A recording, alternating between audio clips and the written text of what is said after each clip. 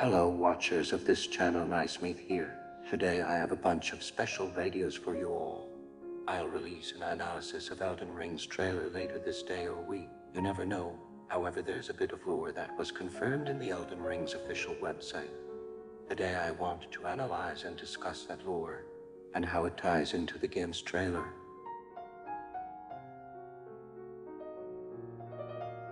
Rise Tarnished, and be guided by grace to brandish the power of the Elden Ring and become an Elden Lord in the lands between.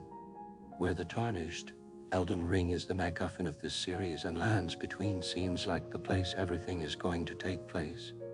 This is almost word for word what the Firekeeper analog says in the trailer. I'm going to discuss the meaning of each term later, but let's continue for now. In the lands between, ruled by Queen Marika the Eternal, the Elden Ring, the source of the Erdtree, has been shattered. Queen Marika seems to be the Gwen of this series as the ruler of the lands and the ending boss. And the Elden Ring is the source of the Erdtree, which is obviously the gigantic tree we see in the background. More on that later. Marika's offspring, demigods all, claimed the shards of the Elden Ring known as the Great Runes, and the mad taint of their newfound strength triggered a war, the Shattering, a war that meant abandonment by the Greater Will.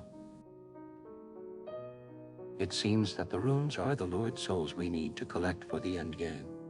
It seems like either the war caused by the Shattering causes the sky to burn metaphorically, but knowing from soft they probably mean the Erdtree was the protector of the lands between, and it becoming inactive caused the world to be put in danger of some sort.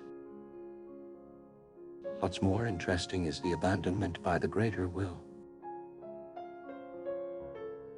FromSoft typically doesn't have true godlike entities, God with a capital G, God like the Abrahamic God. So this might be the final boss of Elden Ring in the same vein as the Moon Presence, as we win back their favor after probably beating Queen Marika the Eternal. And now the guidance of grace will be brought to the Tarnished, who were spurned by the grace of gold and exiled from the lands between. Ye dead who yet live, your grace long lost. Follow the path to the lands between, beyond the foggy sea, to stand before the Elden Ring. So I was holding off discussing what some terms meant.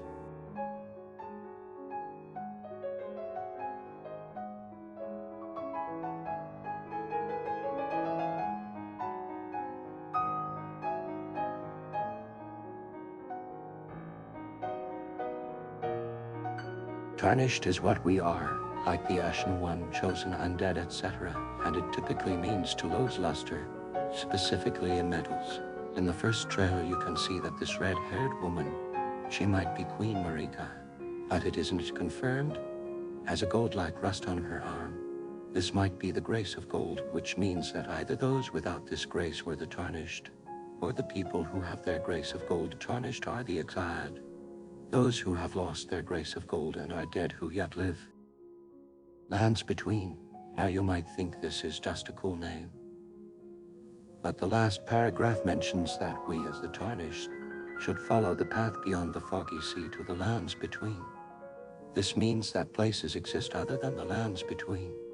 Going by George R.R. Martin's influence, it seems like the lands between are the safe lands compared to the foggy sea where Tarnished like us were exiled, or the other undisclosed locations.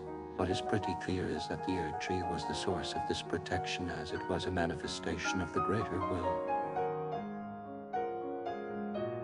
Gold's grace. This seems like what the Greater Will use to bless the people of the lands between. The people who were without this grace were exiled to the foggy sea, and were the dead that yet continued to keep on living. However, as the Elden Ring shattered and the lands between lost to war, the Tarnished either could come back due to the Erdtree being lost, or were actively given the Gold's grace. Also, it should be noted there's literally only a letter of difference between Gold's grace and God's grace, and it should be pretty obvious what the Gold's grace is a stand-in for.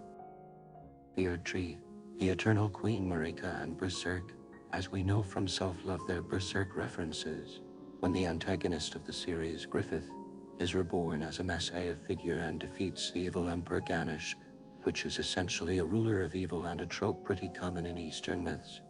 The World Tree is born, and under its protection, He sets up his country very similar to what we know so far about the Erdtree and Elden Ring, especially when you consider how similar this character's helmet looks to Griffith's own helmet. His helmet is meant to be a falcon's head, and her helm is also shaped like a bird of prey's head, with additional wingtips. This might mean this is actually the one who ruled the land. That is Queen Marika the Eternal. I think this pretty much sums up the lore we have from the official website. Although there's this